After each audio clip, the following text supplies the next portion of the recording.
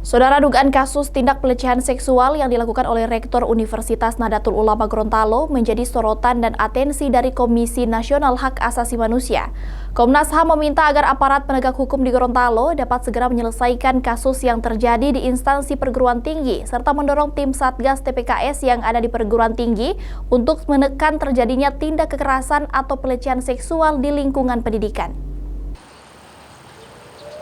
Dugaan kasus tindak pidana pelecehan seksual yang dilakukan oleh Rektor Universitas Nahdlatul Ulama Gorontalo menjadi salah satu kasus yang kini menjadi sorotan oleh Komnas HAM. Bahkan sebelumnya petugas kepolisian pun telah melakukan pemeriksaan sejumlah saksi yang juga diduga menjadi korban dan pemeriksaan terhadap terduga pelaku.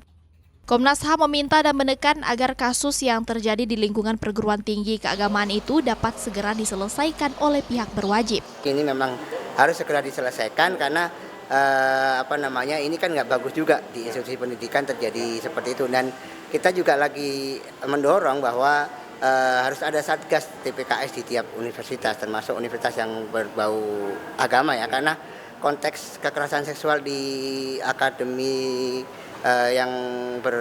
atau institusi berbau agama ini sangat banyak sekali di Indonesia begitu. Gitu. Kan ini beda ya, mereka kalau yang non agama kan di bawah Kemendikbud Ristek Dikti, kalau yang itu kan di bawah Kemenak. Jadi tetap harus ada satgas itu dibuat dan harus menyelesaikan dengan seadil-adilnya, karena kita lihat lagi-lagi tidak terselesaikan dengan cukup baik, tidak hanya di Gorontalo tapi di beberapa kota juga tidak terselesaikan dengan baik, padahal pelakunya adalah rektor kan gitu.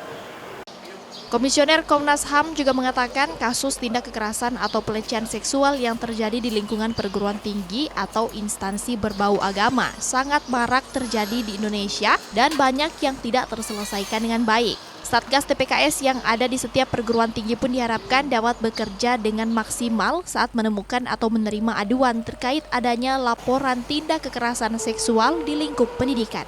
Kris Kamisma, Kompas TV, Gorontalo.